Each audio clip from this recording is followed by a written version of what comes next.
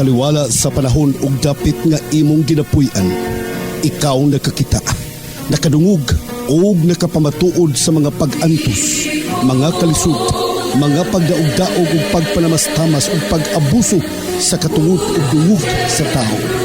Ikaw nangutana, kanus apa ba kahatagan kinig kasulbaran, solusyon kining tanan? Kanus apa ba di ay mabatnan ang tinuod nga kalinaw, tinuod nga hustisya ug tinuod nga kalipay? Ikaw madasig, tungod kay adunay pasalig o mga saad sa pangulo nga politikanhon nga kuno sila mo serbisyo, sila mo alagad, apan ang tanan nabalitan. Tungod sa manggad, propidad, ang moralidad sa mga pipila nga anaa sa otoridad nabalitan. Ikaw mihangad sa Diyos nun nga katilingban, nagatuo nga diha makitaan ang kasulbaran sa mga suliran, mga lulan nga imong ginapasan. Apan hinay-hinay, imong nadiskubrihan ang kamatuoran nga ang gialagaran o ginipinsaan maudi ay ang ilang kaugalingon o personal nga mga katuyuan. Higala, ayaw og kaluya, ayaw walaa ang imong pagsalig, ayaw og kaguol, adunay maayong balita alang kanimo karon. Ang Iglesia Adventista del Sétimo Día o Seventh-day Adventist Church nagapahibalo kanimo nga ang imong gipangita o gikinahanglan imong makaplagan pinaagi ni ini nga tulumanon. Tingog sa paglaom ug karon ania ang imong alagad.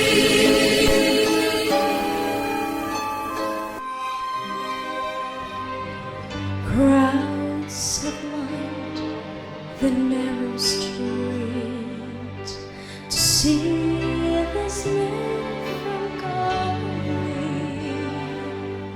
Just the carpenters, some say, leading fools astray, yet many to give him praise. And in his eyes they glimpse the power that sees the heart of all man. And he knows his Father's mind, he speaks his Father's word, for he comes in the name of the Lord.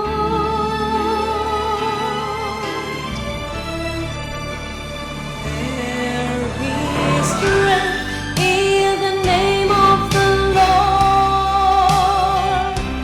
There is power in the name of the Lord. There is hope in the name of the Lord. Blessed is he who comes in the name of the Lord.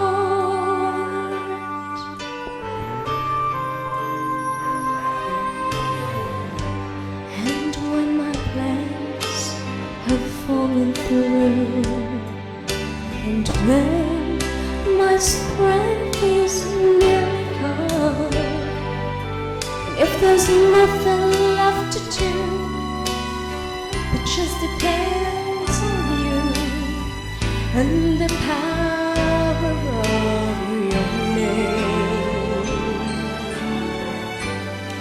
and as we call upon your name, your strength through weakness to show,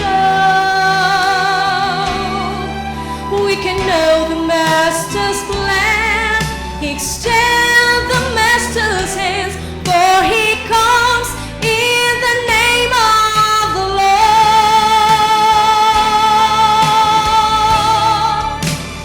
There is strength in the name of the Lord. There is power in the name of the Lord. There is hope in the name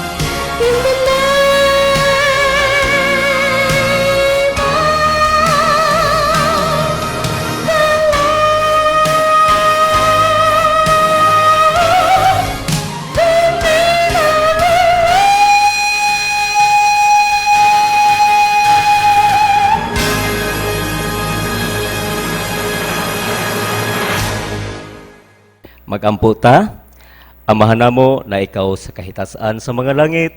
Salamat usab kay Ginoo ning takna karon nga imo nasag kaming gihatagan og higayon alang sa pagtuon ug pagpaminaw sa balaan nga kasulatan nga pagadumulahon ni Pastor Bilyabir. Ikaw unta magahatag og pinasahing kaalam gikan kanimo ngadto kaniya nga unta ang pulong nga among pagatun-an karon mahimong makahatag og inspirasyon sa among pag-alagad nga labing duol diha kanimo samtang kami nakapaabot sa imong pagbalik. Pasaylo usab kami sa imong masala ug kining tanan amo isalig kanimo sa ngalan ni Hesus. Amen. Mga pinangga ko mga kaigsunan, welcome na usab ning laing yugto na usab ning atuang tulumanong tingog sa paglaom special edition. Sa tanan nato mga viewers sa dakbayan sa Tagum, Panabo, Davao City ug Digos, malipayong pagtan-aw ning atuang programa dinhi sa telebisyon. Og gimunusab sa atuang mga friends around the globe and around the Philippines via internet. Salamat kayo nga kamo nagasubaybay sa atuang broadcast pinagi sa YouTube o kaha sa atong mga friends sa FB nga diin inyong gina-share kining atuang programa sa inyong mga friends. Salamat kayo mga pinangga ko mga kaigsunan og sa ato ang mga sponsors, atong mga donors. Salamat kay kaninyo po nga walay undang kamo nagapadala sa inyong mga suporta para kini atuang buhat dinhi sa internet o sa television magapadayon. Higalag mga pinangga ko mga kaigsunan, special edition kini tungod kay kada gabi doon natay question and answer Bible program sa ato ang FM o sa mga radio stations. Kada gabi, tingog sa paglaom. Pero mas Sabado, special kay napa sa radio, naka-television, naka-internet pa. Ang atong suheto mga kaigsunan, Holy and Just God. Usa ka balaan ug matarong nga Dios. Alang sa imong kasayuran mga pinangga ko mga kaigsunan, sa di pa ta mo padayon sa unahan.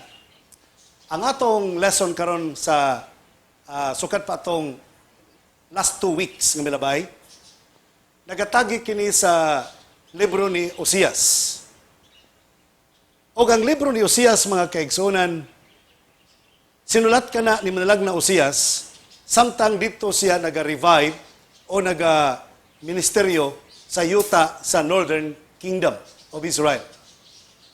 Kaya ang Israel sa alang sa inyong kasayuran, nabahin kinig duha, Northern ug Southern. Mas gamay ang Southern.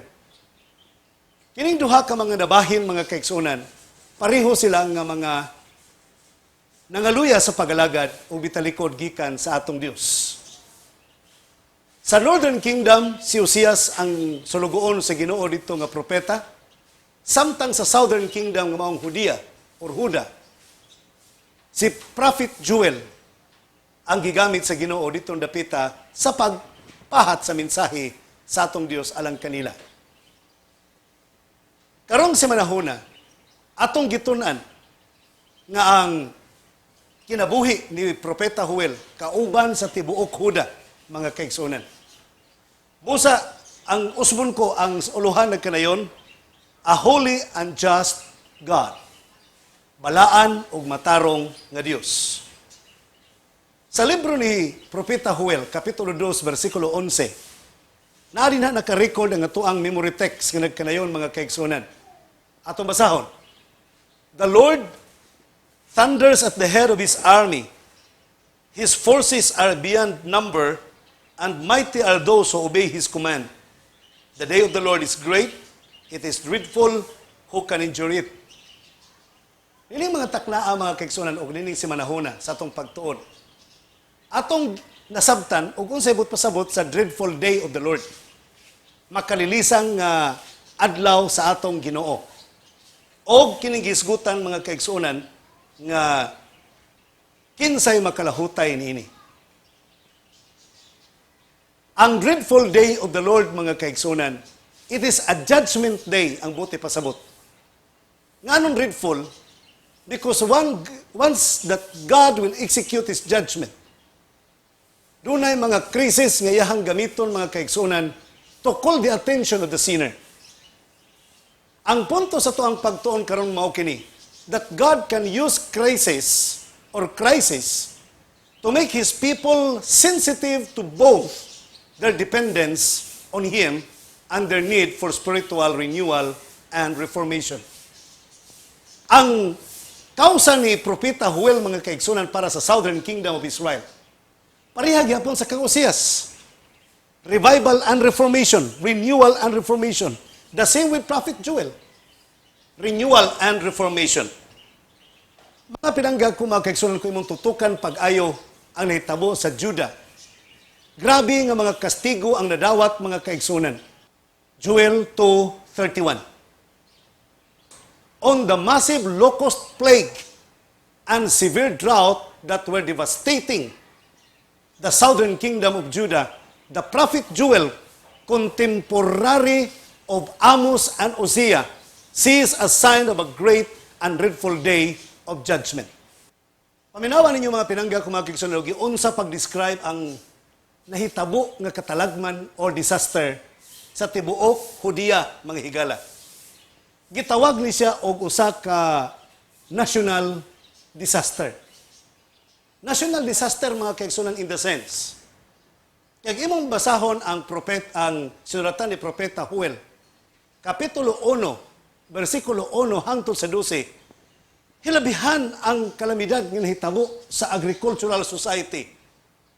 Ug ang nahitabo nga drought mga kaigsunan, mga dulon nga kaon ang ilahang mga tanom ditong dapita.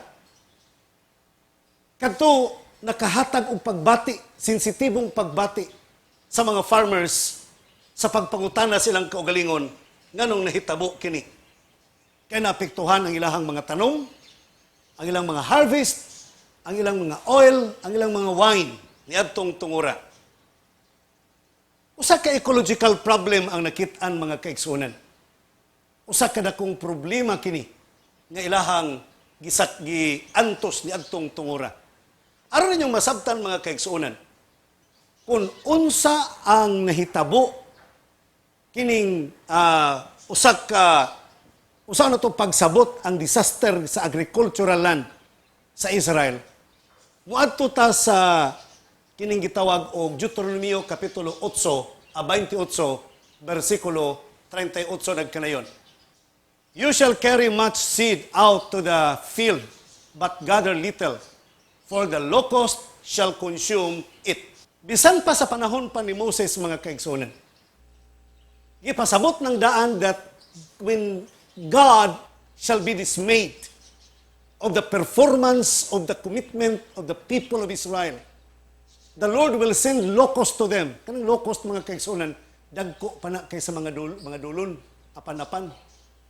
Nga maoy mo consume silahang mga abot mga kaigsunan. Nga matod pa, daghan ang gitisok, pero gamay ra ang ma-harvest. Tanaw na ito mga kaigsunan, o giunsa pag-describe ni Propeta Joel, ang nahitabo kung giunsa pagkaon sa mga dulon, mga kaigsunan. Ato ta sa Joel Kapitulo 1, Joel chapter 1, verse 4. Atong basahon mga pinangga kong kaigsunan. What the chewing locust left, the swarming locust has eaten. What the swarming locust left, the crawling locust has eaten. And what the crawling locust left, the consuming locust has eaten. Imo masabtan mga kaigsunan nga wa gyud nahabilin. Naliman ka ang wa mahurot sa usa ka chewing locust. Gisunod sa swarming locust. Ang wa mahurot sa swarming locust, gihurot sa consuming locust. Ang wa mahurot sa consuming locust, gikaon pagyud sa crawling locust. Buti pasabot, grabe pagkahitabo mga kaigsunan nga napudpud yun ang ilang mga tanong. Can you imagine that? Grabe ang pag-anunsyo mga kaigsunan sa dietary devastation ni adtong tungura. Gitugot sa Ginoong mahitabo kini nga mga problema in order to call their attention sa mga katawhan sa Israel. Kabalo mo mga kaigsunan, ang pinakagrabe pagyud mao ni. Ultimo kana bitawng gitawag bitaw nilang kanang halad bitaw kanang namay mga trigo for offering, wine for offering, oil for offering. Kanang tanan mga kaigsunan nahurot yun na wa nay nahabilin para pang offering dito sa templo. Kaya lang sa inyong kasayuran, mga kaigsunan, huwag mong basahon ang Exodus 29:40 o Números 28:58. Kamu nalay basa na sa inyong matag Biblia. Dito mo makitaan nga doon na sila gitawag mga higala o kanang grain offering, drink offering, daily offering in the temple, sumala sa instruction. So imo makitaan nga hasta pa ang panghalad na urot. Can you imagine that? Ang ubang mga kaigsunan dili makahatag og ikapulo, dili makahatag og offering. Kay kuno kulang. Yung sabi hatag nimo pastor nga kulang man. Buot ipasabot mga kaigsunan, you are at the judgment or what we call dreadful day of the Lord. Sa to pa nagapadayon ang pagpahimangno sa Ginoo kanimo. Nagatawag ang Dios kanimo. Doon ay gustong ipasabot ang Ginoo kanimo nganong gitugot ka na niyang mahitabo diha kanimo. Mga kaigsunan, gagmay pa ming mga bata, di ko magkalimot. Ako na ministro ko, mga kaigsunan, ha? Pero nagtubo ko sa grabe kapobre nga pamilya. Yatong tungura, mga kaigsunan, kanang 50 pesos, dako na kaayo. Sa among panahon kaniya to. Kanang 50 pesos, mga kaigsunan, di ko malimot, maunay gidaghanon sa ikapulo nga matigom sa kong mama kada semana. Para kay mamaligya man siyang isda. Pero one time, ang akong mother dunay baratong isda nga gusto niyang paliton. Human sa among worship sa gabi, nananghit siya sa amua. Nang katong 50 pesos nga ikapulo, iyang gamiton mga kaigsunan kay dugang og kapital sa pagpalit og isda. Kabalo mo kung sa hitabo mga kaigsunan? Gipalit din nag-isda ang maong 50 pesos, kaya bayaran lang og makaganansya. Tungkol sa kadaghang isda sa akong inahan, grabing lakaw mga kaigsunan, dapat anak, kadlaw na siya mulakaw, mabalik siya sa balay, alas 9 buntag, lingkod na siya, kay rot na yung isda. Pero tungkol sa kadaghang yung isda, nitong tungura kay nabaratong isda, naabtan na lang siya galaunas udto pa kauli sa balay. Tungkol sa kadaghang isda ngayon gisuroy, gilibot sa barangay. Nauli siya sa balay, walay paniudto. Pagkagabi, gikalintura. Hilanat man as taga Cebu. So kada itong paghilanat niya, wa siya kapang isda ugma. Wa siya kapang labas ugma. 2 kaadlaw, 3 kaadlaw, grabing hilanat mga kaigsunan. Nahurot ang kapital. Usa pa ibayad sa 50 pesos nga giutang sa ikapulo og halad. Kana kay nahurot naman mga kaigsunan, wala na tarong kaon. Kaya nga mo ba yung pagkaon, gikan ra gyud siyang pagpanglabas. Kami po nangasakit po mi tanan mga kaigsunan. Kami gyud tanan sa balay nangasakit, wala na tarong pagkaon mga kaigsunan. Alam po mo kasuko, kung dunay akong mga paryente sa Sibong makadungog. Kung nagtanaw ini nga programa sa internet, alam po mo kasuko, kay tinuod man po. Nga sukat po ng akong mama nag-Adventist, gikalaban sa iyahang ginikanan. Ang iyang ginikanan, walay maayong pagtagad sa kuang inahan. Tungkol sa kayubos akong inahan, gisabot na lang niya na manglayas mi, mga tumig, minsayap sa Mindanao, sa minsayap. Kaya kami mga parinting kadungog dinha sa minsayap.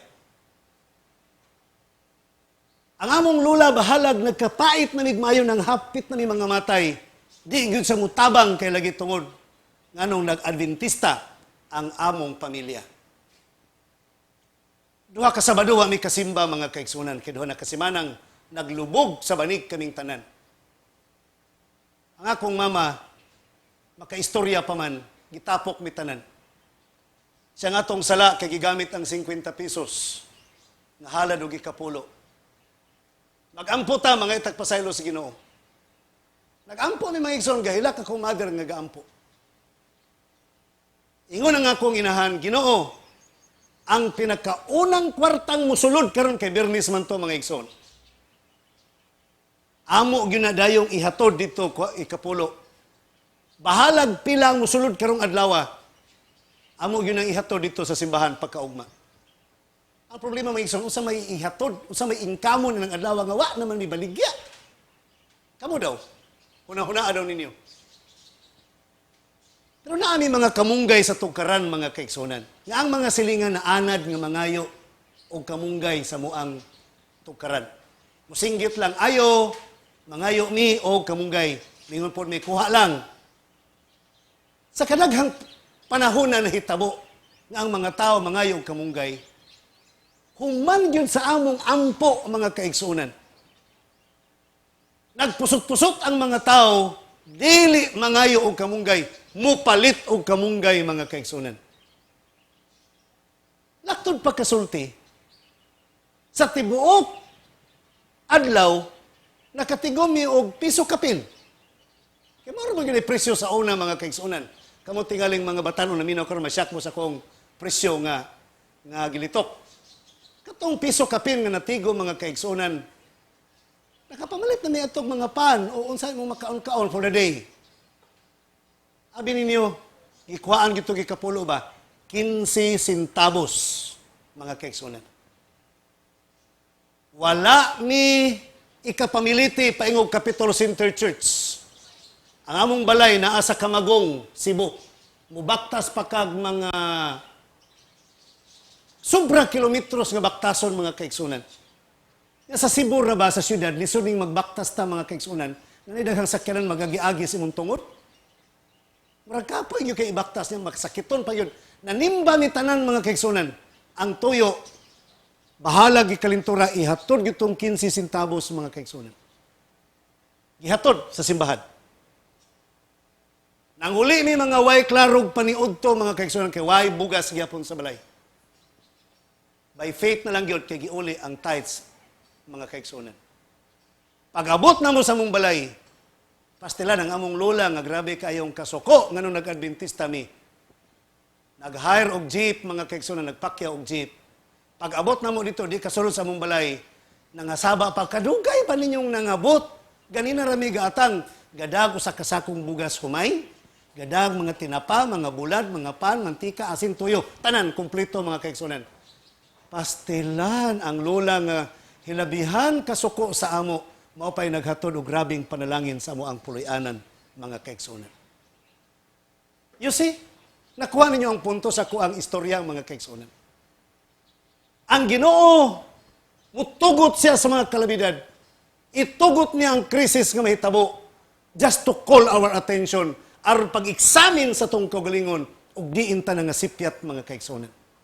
If only we will make one step toward the Savior for repentance. I would like to tell you, the song says, if you'll take one step toward the Savior, my friend, you will find His arms open wide. Makita nimo ang iyong mga bukton nga hilabihang kalapad nga nag-abli pagdawat kanimo. Busa, mga kaigsunan, the same ang nahitabo sa nasod sa Israel. Nga bisan pang offering, wa na. Bisan pang halad, wa na, mga pinangga kong kaigsunan.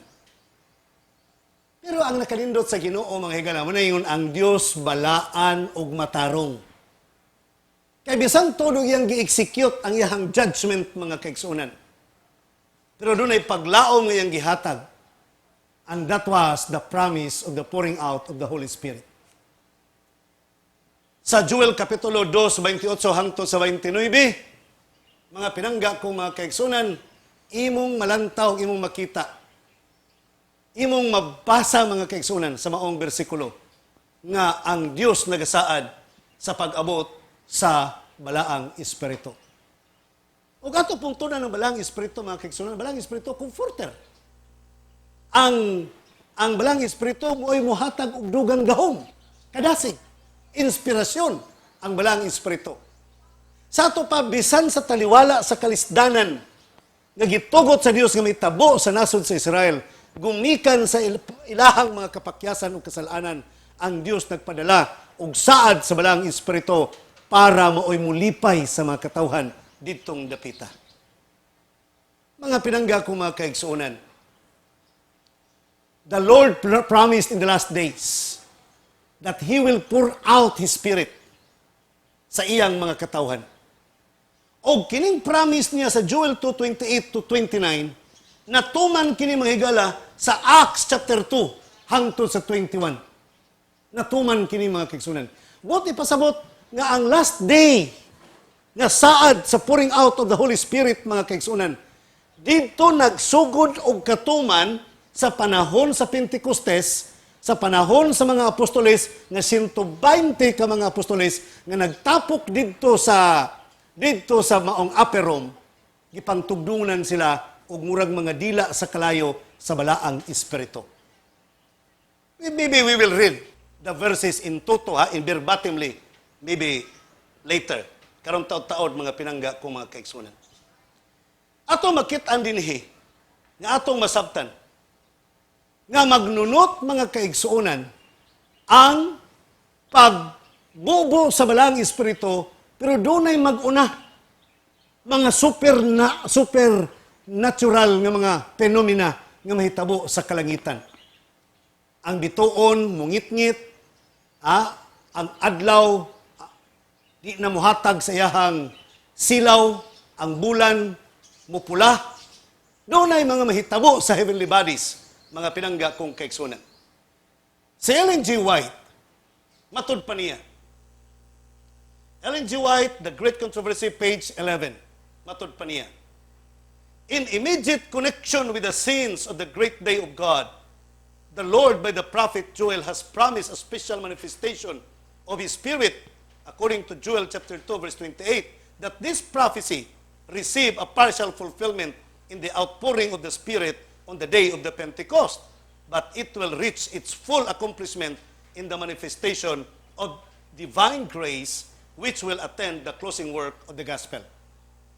Sa ato pa, ang partial fulfillment sa promise sa Joel chapter 2, 28 to 30, nahitabo ang partial fulfillment early rain sa panahon sa Pentecostes. Unya, ang final fulfillment shall happen at the very close of the gospel work, in which, in our time today, we expect and we believe that not long from now, the pouring out of the latter rain may come. Mahitabo, mga pinangga kong kaigsunan. Busa mga pinangga kong mga kaigsunan, we have to think and ponder upon how can we be ready for the pouring out of the latter rain in our time today. Kaning inspirasyon nga atong gilauman karon nga nagpadasig kanato nga maglantaw sa unahan sa pagdawat sa balang espiritu, the same inspiration that those Judeans, that those people of God during the time of Prophet Joel, ang ilang inspirasyon usab nga gibati ni adtong panahona. If the call in our time today is the preparation to receive the reign of the Holy Spirit, the same that they had also responded in the time of Joel, Prophet Joel, that they need to prepare to receive the pouring out of the Holy Spirit. So, the call for today now, how to receive, how to be ready, or we should be ready to receive the pouring out of the Holy Spirit. Mangutana ko, base kamo mangutana. Pastor, nganong na-involve man ang pag-change sa heavenly bodies? Why? Kabalo ka mga kaigsunan, doon ay mga records nga itong mabasa nga ang mga Israelites na influensya sila sa tagagawas ng mga nasod sa mga pagano. Nga ang mga pagano nagasimba og mga heavenly bodies. Nagasimbag adlaw, nagasimbag bulan, nagasimbag bituon. Mao gani hinungdan nga ang Dios nga siyang nagpatukod sa sanktuaryo dito sa Kamingawan. Ang instruction gyud sa Dios, kinahanglan mag-atubang ang tabernakulo sa adlaw. Mag-atubang sa sidlakan ang pultahan kay para kung ang mga tao musulod na sila sa tabernakulo, ilang talikdan ang adlaw, dili sila mag-atubang sa adlaw. Sa ato pa ang tabernakulo nga gitukod dito sa Kamingawan was an emphasis to please don't worship idols. Don't worship like pagans who worship the heavenly bodies. That's one. Number two. Nganong prior to the pouring out of the Holy Spirit, doon ay mahitabo sa heavenly bodies. sa Joel chapter 2, 28 up to 31, o sa Acts chapter 2, verses 16, 17, and 18, dunay panagkangit-ngit sa adlaw, mupula ang bulan, ang mga bituon, mga tagak. Why? Nganong gitugot kini sa Dios mga pinangga ko mga kaigsunan? Paminaw na to. Sumala pa sa mabasa mga kaigsunan. Atong matanaw dinhi, atong masudong dinhi karon sa Deuteronomio kapitulo 4 bersikulo 19. Atong basahon mga pinangga ko mga kaigsunan. Niya nagkanayon. And take heed lest you lift your eyes to heaven. And when you see the sun, the moon, and the stars, all the host of heaven, you feel driven to worship them and serve them, which the Lord your God has given to all the peoples under the whole heaven as a heritage. So ato masabtan mga pinangga ko mga kaigsunan, nga nag-warning ang Dios, nga basi ba yung magsimba mo sa mga naa sa kalangitan, sa heavenly bodies? Basi mag-worship mo like pagans. Busa, prior to receive the pouring out of the Holy Spirit, gusto sa Dios, iyang gi-emphasize nga ang adlaw mungit-ngit, ang bituon, di na mahatag si kayag, ang bulan mo pula, mga tagak ang mga bituon. Buti pasabot sa Dios, prior to receive the pouring out of the Holy Spirit, please cast away all paganic worship. Isalikway ang tanang pagsimba like pagans. Musa mga pinangga ko mga kaigsunan, it's very clear here. Sa Joel chapter 3 verse 15, musa gisulti mga kaigsunan, atong basahon nagkaniyon. The sun and the moon will grow dark, and the stars will diminish their brightness. You see, nakita ninyo mga pinangga ko mga kaigsunan? Gusto sa Dios nga ang adlaw mungit-ngit, ang bulan dark, ang mga bituon mga uhanaw. Kay gusto sa Dios nga when you receive the Holy Spirit, tanang mga paganism nga practices atong biyaan. Tanang mga dili magtotoo nga mga doktrina, dili uyon sa balaang kasulatan, dili sumala sa Biblia, atong isalikway nga kana nga mga pagtulunan. Mga kaigsunan, when we talk on judgment, dreadful day of God, don't forget that the next episode to come in is the coming of Jesus Christ. The coming of Jesus Christ, mga pinangga ko mga kaigsunan, will just like be a dreadful to the people who are not repenting their sins. People who are not making themselves ready. People who are not reconciling themselves to the Lord. Mga tao nga wala muduol kang Kristo pag surrender ngadto kaniya. Para kanila dreadful, pero para sa mga katawhan sa Dios. Sumala sa Isaiah 25 versikulo 9 nagkanayon, and it shall be said in that day, behold, this is our God. We have waited for him, and he will save us. This is the Lord. We have waited for him. We will be glad and rejoice in his salvation. Para sa mga katawhan sa Dios, what a great day, what a joyful day will it be.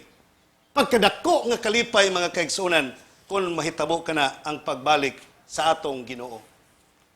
Abi ninyo mga kaigsunan, para sa mga katawhan nga nangandam sa pagbalik sa Ginoo, we are always proclaiming the name of God. Kanunay natong ginaproklama ang ngalan sa Dios. Sa balaang kasulatan like Genesis 12:8, Exodus 33:19, 34, and many verses so forth. Genesis 12:8 lang daan gisulti nga Abraham, si Abraham mga kaigsuonan, kanibitaw termino bitaw nga nagkanayon, call on the name of the Lord. Pag ingog call on the name of the Lord, but pasabot na proclaiming the name of the Lord. Si Abraham, naghimo siya og altar sa pagpasiguli ngadto sa Dios. Human siya nakahimo og altar mga kaigsuonan sa pagpasiguli ngadto sa Dios. Ang nahitabo, he proclaimed the name of the Lord. The same in our time today. Human ta magkipasig-uli ngadto sa Ginoo. Human nato makabot ang gitawag og renewal and reformation. We need to proclaim the name of the Lord. Sa katapusan, mga pinangga ko, mga kaigsunan nga punto, nga gusto na kong dadon din sa tuang leksyon. Abi ninyo, mga kaigsunan, we cannot deny the fact that the coming judgment is compared by Prophet Joel from God like a roaring lion. Ang paghukom, mga kaigsunan, gipakasama ni Propeta Joel sama sa Dios nga nagngulog sa kasuko. Busa dili malikayan sa Joel chapter 3 verse 16, ang mga tao, mga kaigsunan, mukurog sa kahadlok.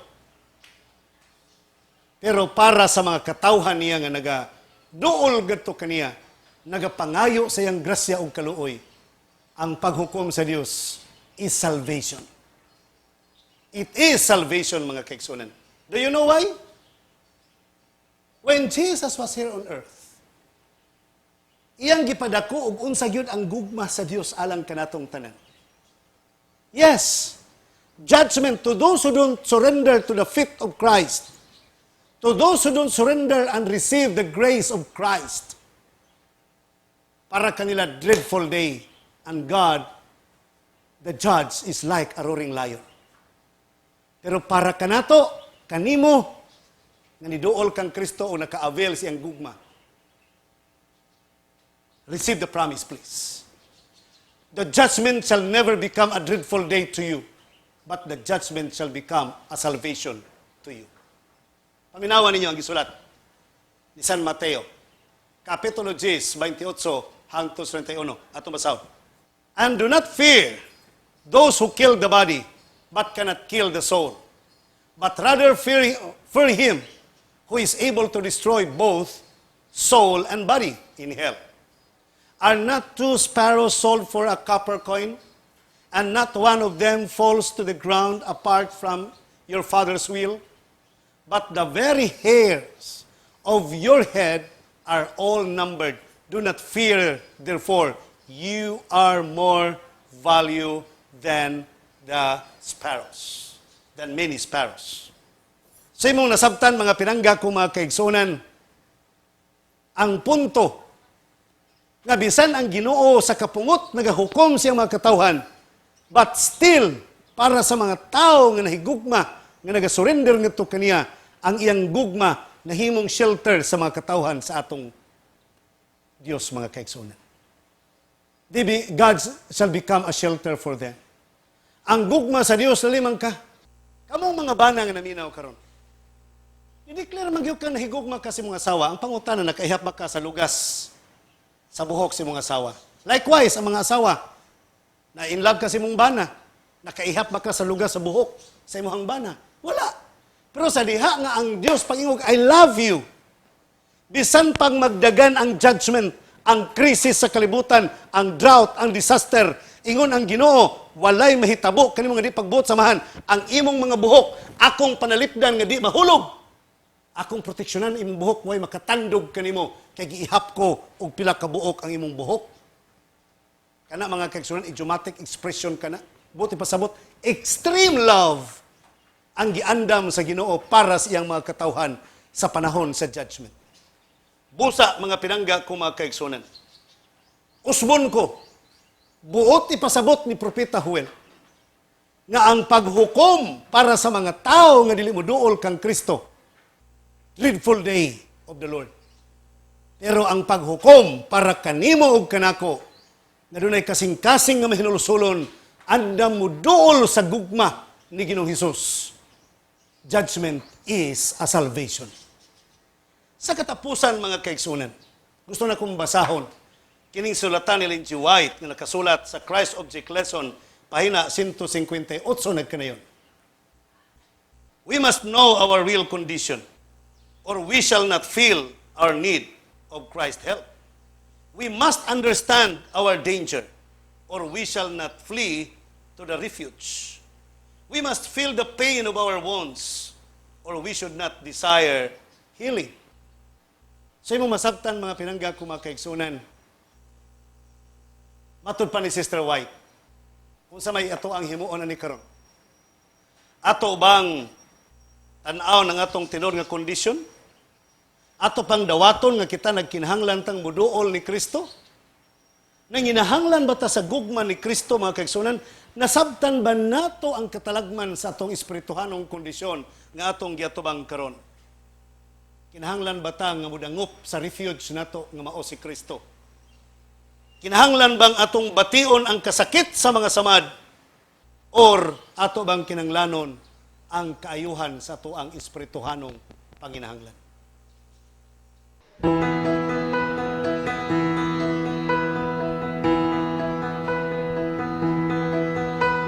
If home is really where the heart is, and home must be a place we all can share. For even with our differences, our hearts are much the same. For where love is, we come together there. Wherever there is laughter ringing, someone smiling, someone dreaming, we can live together there, 'cause love will be our home. Whenever there are children singing, where a tender heart is beating, we can live together there, 'cause love will be our home.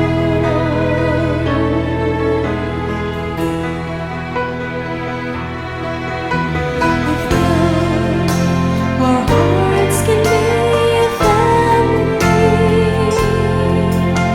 and hope can bring us family face to face. For even we are far apart, our hearts can be as one, and love brings us together in one place. Whenever there are laughter ringing, someone smiling, someone dreaming, we can live together there, 'cause love will be our home. Where there are words of kindness spoken, where a vow is never broken, we can live together there, 'cause love will be our home. Love will be our home. Love will be our home.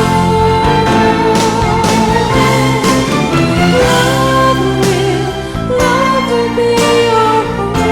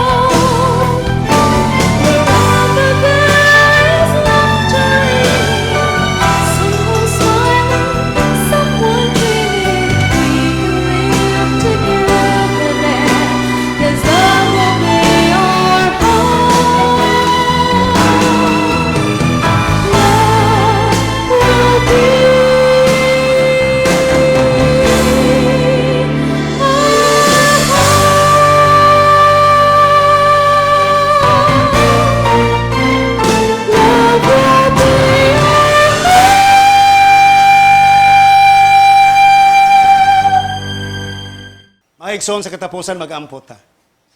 Dalaygo na mga Dios nga ikaw sa mga langit, daghang salamat Ginoo sa panalangin. Sa mga grasya o gugma nga nagapadayon hangtod karong mga takna. Nga bisan pa sa mga krisis nga mong ginatubang, expression o manifestation sa imong paghukom sa katawhan. Pero para kanamo o Dios, ang imong paghukom kaluwasan.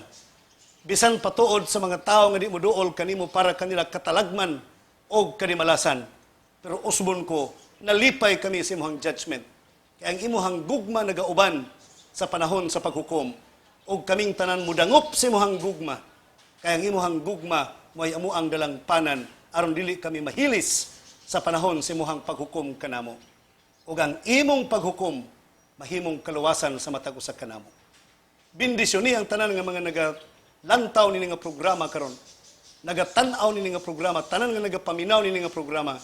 Ang tanang kawani ni nga LCMB panalangin ni in town. Kauban sa tanang mga sponsors, mga donors ni nga ministries. Panalangin ni usab ang tanang katawhan nga nagapahulay, nagabalaan sa lang ipapahulay, kauban kanimo. Kining tanan o Dios among gitugyan gidauman nga madawat, pinagi sa ngalan ni Jesucristo nga among maluluwas. Amen.